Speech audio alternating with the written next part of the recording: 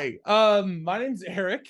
I'm with the Music City Drive-In, and also for our intro, welcome back to the Music City Drive-In. I'm Eric, and I have an incredible opportunity today, not only to be back talking and interviewing with anyone in general, but this is not just anyone in general. This is Greg McGillivray. How are you doing today? Very well, thanks. Great. So, we're talking about the 50th anniversary re-release of Five Summer Stories, which is a Yeah. title.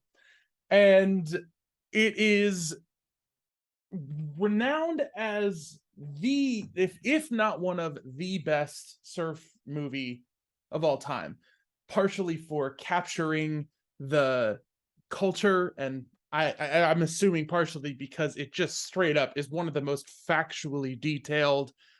This is a surfer, this is their name, look what they can do. Like, it's kind of shocking to me, the ability to capture things. And honestly, I'm a little staggered to find out more. You have a book coming out, right? Alongside this? Yeah, it's called 500 Summer Stories. Mm-hmm. And that talks a lot about your life in film. Can you tell me a little bit about you and some of the things that I already want to ask about, but I'm gonna let you lead the way with what is important to you to share about both the book and the movie and why they're being released. Well, it just happens that it's the 50th anniversary of this film that kind of took the surfing world by storm. It was produced 8 years after the film The Endless Summer. Now, The Endless Summer kind of introduced surfing as a sport to everyone around the world. And it introduced surfing travel to surfers. You go 8 years later, and we made this film called Five Summer Stories, which was hailed at that time partly because of its music and its sense of style and beauty. It was uh, recommended by people and magazines as the number one surfing film of all time. People loved it, and in fact, we they loved it so much they demanded that we show it year after year after year after year, and so we kept screening it. And every year, I would edit in new sequences and then edit out older sequences that I thought were less relevant. Okay. And so this final version, 50 years later, is what I think is the compilation of all those best sequences, taking out some of the weaknesses of the film and making a film that is truly a great 88-minute length. And, you end up with some wonderful music. The Beach Boys were right then at their moment of peak success because their album, it was called Surf's Up, and it had nothing to do with surfing, but it showed their ability to write engaging, amazing music and record it better than anyone. Um, Fortunately, they wanted to be involved with our film and offered all of their music to us at no cost, and which is unheard of. You Yeah, that's impressive. am I hearing you right? and and so three of the Beach Boys were avid surfers. They obviously started in the surf genre with songs like Surfin' USA. Um, Right, which Odd Anomaly is a song I grew up hearing on loop at my father's house. So, yeah. yeah, among a couple of others. And so what happened was that we were able to fashion with really great photography done in a unique fashion, done for the first time in super slow motion, 200 frames per second, cameras rolling both in the water and on shore. And then teaming that with, I had the joy of my lifetime is editing those sequences of visuals and the stories that I was telling to this wonderful music. Music by the Beach Boys from their Surf's Up album, as I mentioned, which was named Rolling Stone's best album of the year. Hmm. Now, this was kind of unheard of from the Beach Boys, because the Beach Boys were at the time looked out as kind of a passe band. They came into fame in the early 60s. Well, now this is 1972. So 12 years later, it's like a lifetime. The Beatles, started in 1963 and Yeah. were broken up by 1979. 19. Am I getting the By the end of, if I understand at the end of filming, right? This went from 72 to 79. Yeah, yeah. That's So this is that's 72 to 79. That's when we showed it. We were filming in 69, 70, and 71. Thank you for that. That helps me understand a little bit. Yeah. So, okay. So I was wondering if you had continued to film and gather footage, or if it was you got the footage that you wanted during the years of filming and just would continue to shift it as they asked you to continue to show it. No, you know what I would do, because there were new surfers coming in, people like Sean Thompson. There was an Yeah. attention brought to women in surfing. A woman named Margot Godfrey, who was one of my good friends, Oh. became world champion, and really she and Jericho Poplar and other women at the time, Lynn Boyer, they changed women surfing, because all of a sudden they were going into big waves and Mhm. ripping, and that had never been done before. The earlier female surfers were more cautious and weren't as driven. They were great surfers, but they were small wave surfers. These girls were out there in the big surf, and so we did a sequence about women in waves, and then several others. We took one of the new Beach Boys songs, "Sail On Sailor," Mhm. and did a sequence called Connections, which showed the connections between all the free rides in nature, the fun things to do, like skateboarding Skateboarding. and Yeah. hang gliding and skiing and surfing, and these wonderful activities that are just where you're riding the wind or riding the waves or riding the snow. Um, But there's, and I don't want to I don't want to overly, just seem like I'm over here like, oh, I get to talk to you, let me gush for a long time. But you're credited as one of the developers of 70 millimeter IMAX, correct? yeah, yeah.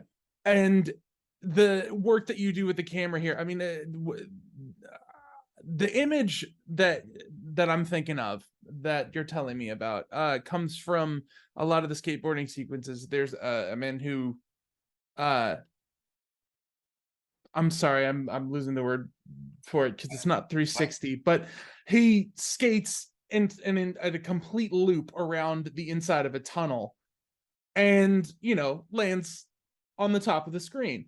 And there's just so much control and imaginative, like, I mean, you're taking a camera out into the ocean and just alongside these people, and some of the stuff is just, it's I more I okay, so I've grown up in the 90s, and I've never seen footage that close up of anyone surfing in my life apart from this. So I don't what is it that drives you to take the technology you have and go like, well, I haven't seen this before, but I want it to look like this, and just make that happen? Well, what we were always technically interested in what the possibilities were with new cameras and new techniques. And I think every filmmaker has to be that way. And Mhm. that's what you see with Stanley Kubrick. That's what you see with David Fincher. Fincher, you see that with the leading, Chris Nolan. All filmmaking has to use technique um, to get its story across. Mhm. Obviously, you're also trying to build an entertainment that people are captivated by and can't get anywhere else, something new for them to watch. So you work with special effects, you work with new cameras, you devise new things. Jim Freeman and I were intensely interested in slow motion and how cameras could run up to 600 frames a second, capturing 600 separate images each second to slow down images and slow down surfing and slow down water droplets. So you could be really in a beautiful setting. Let's say you're in the water with a camera running at high speed, and a guy's coming at you on a wave, and it is so crystalline beauty with the light coming down, the blue sky in the background, the blue and green of the wave, the color of the board, all this coming toward you at one moment. And if you slow it down, you notice things that you'll never appreciate in any other way. It's really magical, and you end up being able to watch that over and over and over. It's so mesmerizing, and that captivating those kinds of images, which was done for the first time in Five Summer Stories. Now you can do it with a GoPro camera and a little Sure. you can Totally hold. the same thing. Yeah. But you end up with these images, editing against the Beach Boys and the music by Honk, who were just or today are being inaugurated into the Surfing Walk of Fame in Huntington Beach, and honored for their contribution to music that surfers loved.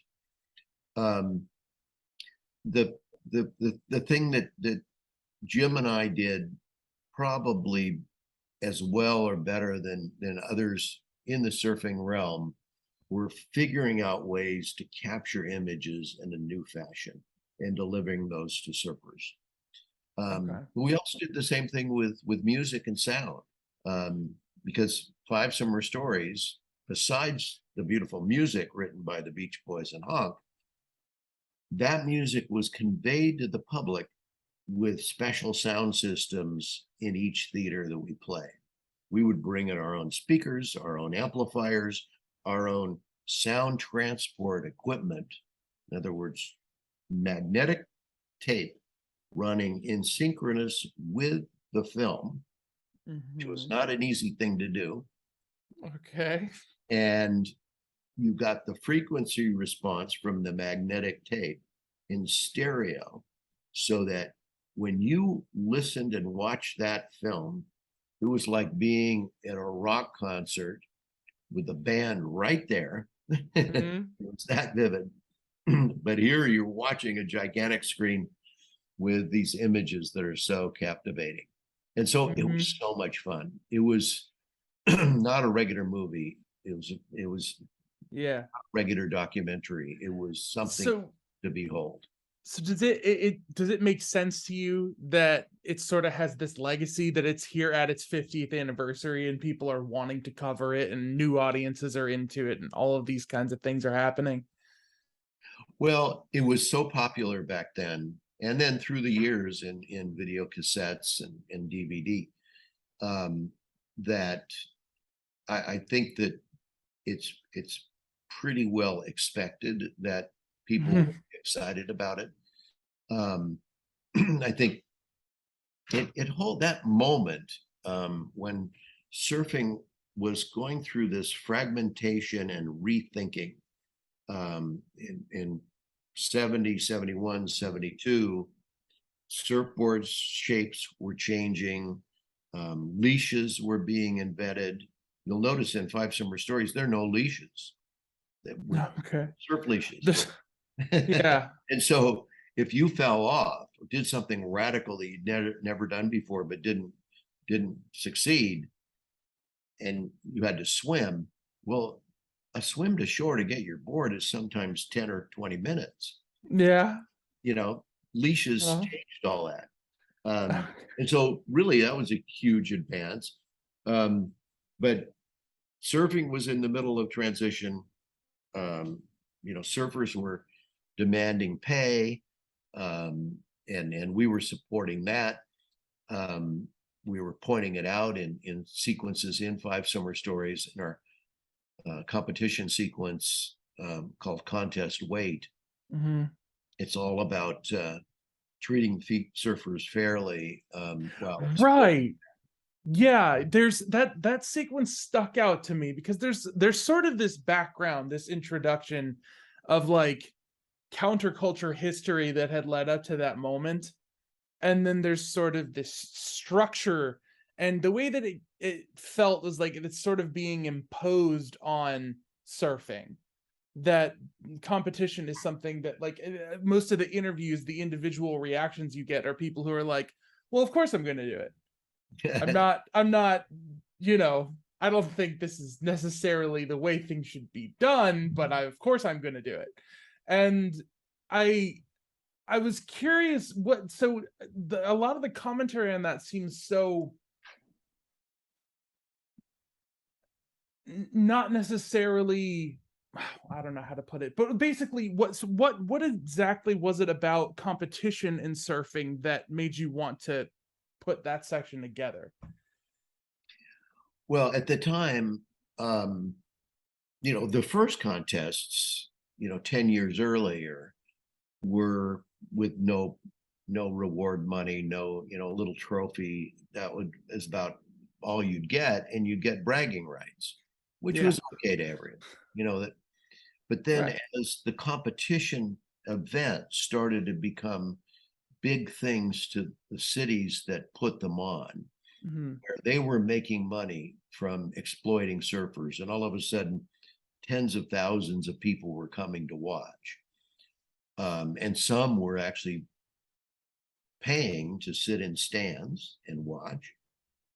And the city was, the income at the city was going up at hotels, restaurants, and you name it. Um, Surfers were getting none of that. And Ah, so you so end it up did going, feel well, exploit. where's the fairness here? Okay. And they it's like one guy in the in the film says, well, we do get a free bar of wax, which Right. is fun. Anyway, the surfers were happy to do it, but then they started to kind of unionize in a way, in a very kind of not in a formal way, but basically saying, hey, these guys are making money on us. And at the same time, there was an awareness that the magazines and the surf films were making money on surfers as well, and Mhm. not compensating the surfers. And Jim Freeman and I had started a program with our previous film where the surfers were cut into 15% of the net profit. And so that, even though some of the surfers that we had filmed, we were paying to be out in the water, Mm. a low sum, but at least something they could live Sure. on. But if the film made money, we felt, okay, why don't we take 15% and divide it amongst the surfers in a pro rata way. And so we did that with our film Waves of Change, and then we did it with Five Summer Stories. And then following us, that kind of became the pattern with surfing films that followed. Okay. Um, so we wanted to kind of touch base with Five Summer Stories with what was going on in surfing at the time. Um, some of the amazing things that we felt about surfing in terms of being pure and the connection between man and nature being so powerful when you're in the water, and then the idea that there were things that could change, and we Mhm. hoped to help change them. Another sequence that we did was called Locked Out, or Closed Out, excuse me, Closed Out. It was about the disappearance of some surfing spots and access to beaches Right. due to commercialism on shore. And Mm-hmm. whether building a harbor or building a condominium development or building whatever, Mm-hmm. people were sequestering surfers and not allowing them to get to the beach. Well, the Coastal Commission in California came along just about the same time and thankfully helped out. And also, right after Five Summer Stories, the Surfrider Foundation was formed and took up the same cause. Okay. And, which is access to the beach is critical. If you're a fisherman, you have to get to the lakes and streams. Right. There is that intrinsic right that Americans have to do that. Surfers should have that same right. Get to the waves. Okay. We should have pathways to the beach. You don't have to build a staircase, just get us a pathway and we'll get down there. And so that was a fight. And a lot of surfing spots were getting, progressively closed off. And Mm-hmm. um, in fact, the best thing that Richard Nixon ever did is even though he closed off the beaches at Trestle and San Onofre when he was at his summer White House down in San Clemente, Mm. he when he left office, he made that whole region a state park, so that now Whoa. everyone can go there, which is really cool. Wow. Yeah. Yeah, yeah, Okay. Yeah, I've got that quote down there, the "We've got the bastards now" quote, like us. yeah. Um, so Isn't so that funny? where and when will people be able to either pick up your book or watch the 50th anniversary re-release of this? The book comes out in November, Mhm. and the film is being shown in Southern California, coming up this Wednesday, a week from yesterday, Okay. and there screenings in California and then screenings across the country, and um, it's a pretty good run.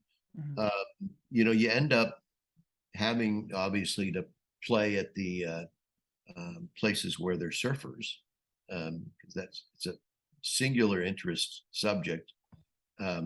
Though Five Summer Stories was a crossover film, much like The Mhm. Endless Summer, but not quite as successful as The Endless Summer with the general public. In fact, in our second year, um, you know, people from our company would go to each screening and make sure that the sound and the picture quality was perfect, and that the screening went well and that the advertising was done right. And so my people would go to the theater and interview people standing in line.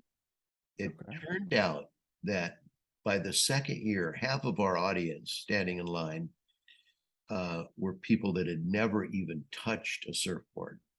So were they weren't they weren't even close to the surfboard. And so it was a matter of um, the crossover aspect of Five Summer Right. Stories. It became an event, really. It Yeah, you're became hitting people. kind of It's a bigger. fun thing that you could go to and have a great time and scream and yell and see really adoring people, especially young women, and beautiful outfits, and everyone brought their dates, and it was just a fun way to get together. Yeah. And so I just wanted to say real quick, thank you for doing the work you did. You captured a time period that I didn't get to live. And that is a super special thing about film and about filmmakers like yourself in general for me. Honestly, you answered the biggest questions that I would normally ask, as far as like, what do you hope people take away from the story, and like so much about the making of. So I guess I just have one quick brief question that I may not even include in the interview. Have you seen the movie Nope yet? The new movie? I haven't, but two people in my office have seen it and they totally loved it, especially the So IMAX inclusion. Right. It's written into the story. They purposefully use an IMAX camera on screen, then shot with IMAX footage and did all of this. And that's like the most recent commercially big thing. It's interesting because a lot of people sometimes see these interviews and they see these movies that aren't, out in theaters making a ton of money and stuff like that, and they sort of like dismiss it. But I kind of like to draw the connection, like you don't have this without this, and so I'm just saying, that's a fun thing to go in and see that, your influence. I don't know, it's just, thank you so much for your You time. know, it is. I love the way you brought that up because I can't wait to see it. Yeah, I Jordan Peele, I love his work, and he's so imaginative, and you can yeah, see that with this, it's I guess one of the ways that they solve the crime. yeah. It was interesting. I didn't actually get to see it, which is a bummer. I live near an actual IMAX theater where they projected Dunkirk in 70 millimeter Yeah, and yeah, a yeah. couple of them, and I didn't get to see this in IMAX. Maybe yet. I don't know. I have to see. But yeah, it's something that I think is like big for people, and it also would be really good to kind of connect, Oh yeah, at least yeah. publicity wise. Yeah. So anyways, thank you so much. Yeah, again, and I just hope you have a great rest